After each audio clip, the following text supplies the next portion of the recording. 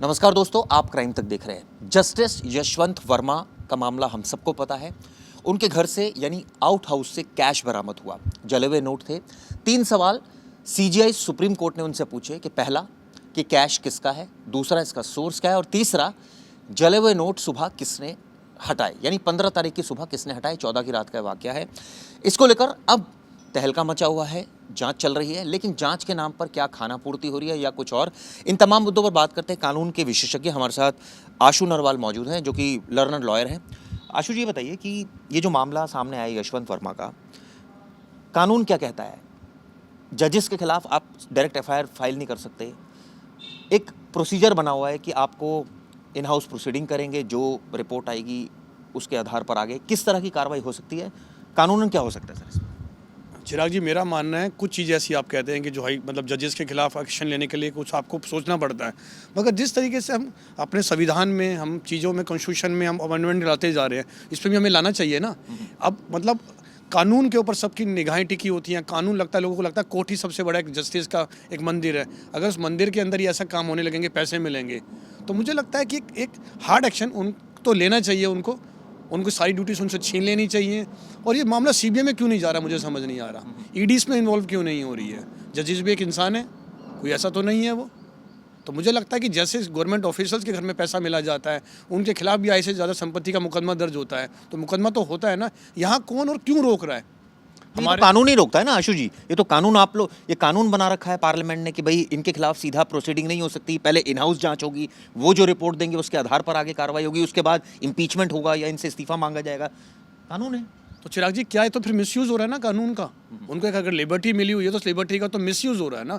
मुझे ऐसा लगता है कि हम आदरणीय राष्ट्र प्रधानमंत्री नरेंद्र मोदी जी ने देश का एक अच्छा वातावरण बनाया हुआ है, करप्शन फ्री इंडिया।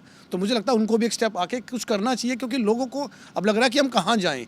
मुझे कहीं किसी से बात हो रही थी मेरी क्लाइंट से, वो कहते हैं जी हमें तो अब कोर्ट में खड़े होने में ऐसा लगता है कि पता चले सामने हमारा वकील या जिस जज के सामने हम जस्टिस लेने के लिए, वही बिका हुआ है। कौन कानून के राज को दोबारा स्थापित? लेकिन अभी तो जांच चल रही है ना आशु जी। अभी हम ये कह दें, वो तो खुद कह रहे हैं कि मेरे खिलाफ साजिश हुई है, और ये आउट हाउस में क्या ये संभव है कि उनके खिलाफ साजिश भी हुई हो? क्योंकि जिस तरह से नोट मिले हैं, हालांकि वो कहते हैं कि मेरे लिविंग एरिया में तो नहीं मिले, ये तो एक आउट हाउस है मेरा और वहाँ पर एक्सेस सबका है, तो ऐसे में मुझे क्यों दोषी ठहराया जा रहा है? एक तरह से वो अपने आप को डिफेंड इस तरह से कर रहे हैं। चिराग जी, वो घर तो उनको नाम अलॉट हुआ है ना। उस घर के अंदर उनका स्टोर रूम है, जो भी तो उनको अलॉट हुआ है ना। वो सामने आके कहे ना कि भाई आप करो, मैं जब तक अपने आप को ड्यूटीज में उसको नहीं, मैं जजेस कहीं भी मैं अपने आप को ड्यूटी नहीं दूंगा। मतलब लोग ये सोच रहे हैं कि हमारे घर में एक इनकम टैक्स का ऑफिसर, कोई सीबीआई का ऑफिसर, कोई पुलिस का अफसर कहता है मेरे घर में अगर 10 लाख मुझे मिल जाएँ तो मेरे खिलाफ मुकदमा होता है, मुझे जेल भेज देते हैं। तो कुछ ना कुछ तो देश में लाना पड़ेगा, चीज़ें स्टार्ट करनी पड़ेंगी ना। और वो अगर चीज़ें नहीं होंगी तो फिर तो ऐसा लगेगा कि सब अपनी चीज़ों का मिसयूज़ कर रहे हैं। तो मुझे तो बस ये कि रिक्वेस्ट है सुप्रीम कोर्ट के सीजीआई साहब से कि इसमें उनको एक फास्ट डिसीजन लेना पड़ेगा, क्योंकि अगर फास्ट डिसीजन नहीं ले पाएंगे तो वो सारा कानून जस्टिस खराब हो जाएगा। चिराग, आपने 2 बातें बोली। एक तो आपने कहा कि फास्ट डिसीजन, तो क्या आप इस तर्क पर हैं कि जिस तरह की प्रोसीडिंग अभी चल रही है, यानी कि इन हाउस प्रोसीडिंग को आप जायज़ ठहरा रहे हैं, आप कह रहे हैं कि कानून में बदलाव हो, कि एक तो फास्ट डिसीजन भी आए प्लस कानून भी बदले, डायरेक्ट मुकदमे होने की प्रथा भी शुरू हुआ? नहीं, कानून में होना चाहिए ना। मैं तो कहता हूँ हर आदमी एक कॉन्स्टिट्यूशन के अंदर काम करता है ना, उसको होना चाहिए ना। अम्बेडकर जी का बनाया हुआ संविधान है, उसको सब पे को एप्लीकेबल होना चाहिए ना। जब एक अफसर के घर ज़्यादा पैसे मिल जाते हैं, किसी ब्यूरोक्रेट के घर मिल जाते हैं, किसी बिजनेस के मैन के घर मिलता है, इनकम टैक्स पर मुकदमा दर्ज होता है, पुलिस पर आपराधिक मुकदमा दर्ज होता है, तो यहाँ वो कहाँ चला गया सब कुछ? सर जी, वो होना चाहिए ना। लोगों को नीचे से ऊपर तक के लोगों को जाना चाहिए कि देश में जस्टिस का राज है। जिस तरह से ये मिला, 3 बातें सीजीआई सुप्रीम कोर्ट ने कही। उन्होंने कहा कि भाई ये जो जले हुए नोट सुबह किसी ने हटाए, तो क्या, और खुद जो जस्टिस वर्मा है उनका कहना है कि मैंने और मेरे स्टाफ ने किसी ने नोट नहीं देखे, हमने नहीं देखे, ना मेरे स्टाफ ने देखे। तो सवाल ये उठता है, वो जो वीडियो बनाई, नोटों हमें नज़र आ रहे हैं, वो वीडियो कहाँ की बनाई? क्या वो इस पर सवाल खड़ा कर रहे हैं आपके? चिराग जी, मुझे ऐसा लगता है कि अपने कंट्री में अभी इतनी किसी डिपार्टमेंट की हिम्मत नहीं, क्योंकि उस टाइम जब कॉल हुई है तो पुलिस भी और फायर डिपार्टमेंट के लोग भी गए हैं कि वो एक जज को फंसाने के लिए नोट जलाएं, फिर इस नोट की वीडियोग्राफी करें। और फिर मैं सुन रहा था अतुल गर्ग साहब फायर के, वो कहते हैं जी नोट ही नहीं मिले, फिर वो कहते हैं मेरा स्टेटमेंट ही नहीं है। तो मुझे लगता है कि फंसाने की कोशिश करी होगी। जो भी जांच तो हो ना, सीबीआई को देने में इशू क्या है, ईडी को देने में इशू क्या है? जो साफ होगा, अफसर भी तो फंसते हैं, बच के निकलते हैं ना। कोई किसी के खिलाफ एफआईआर होने का मतलब कोई गिल्टी प्रूव होना तो नहीं चिराग जी। नहीं, लेकिन सवाल तो ये उठता है ना कि जब प्रथा ही नहीं है, जब ये कानून ही नहीं है, तो हम कैसे ईडी और सीबीआई की बात करें? चिराग जी, दहेज प्रथा, सती प्रथा भी कितनी, दहेज सती प्रथा थी ना देश में, खत्म हुई ना, कुछ चीज़ें खत्म होनी चाहिए ना।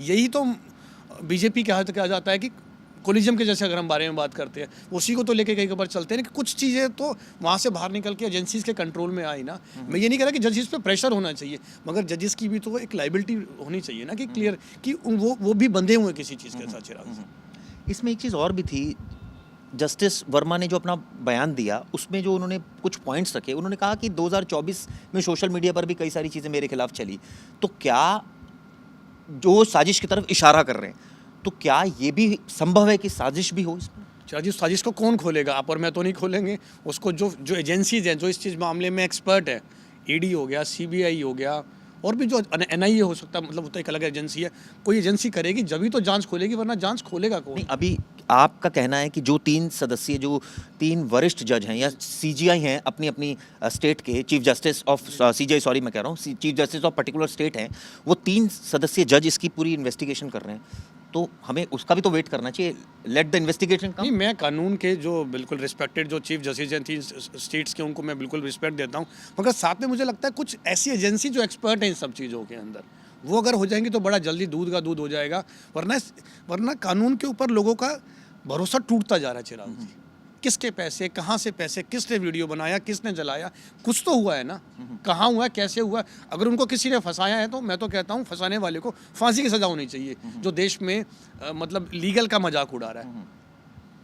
बिल्कुल सही कहा। ये थे वरिष्ठ जज आशु नरवाल, जो वरिष्ठ वकील, जो बता रहे थे किस तरह से इस केस में कानून में इनका साफ साफ कहना है बदलाव होना चाहिए, क्योंकि अब वक्त हो गया काफ़ी, और ऐसे में जजेस के खिलाफ, जो कि अब 3 सदस्यीय जज बेशक जांच कर रहे हैं, लेकिन इनका कहना है कि अब वक्त आ गया कि इसकी जांच जो है वो पैरेलल एजेंसी से करवानी चाहिए। खैर, ये तो कानून चेंज करने की बात है, इसको लेकर क्या वाकई पार्लियामेंट बहुत ज़्यादा सजग होगी, नहीं, ये देखने वाली बात है।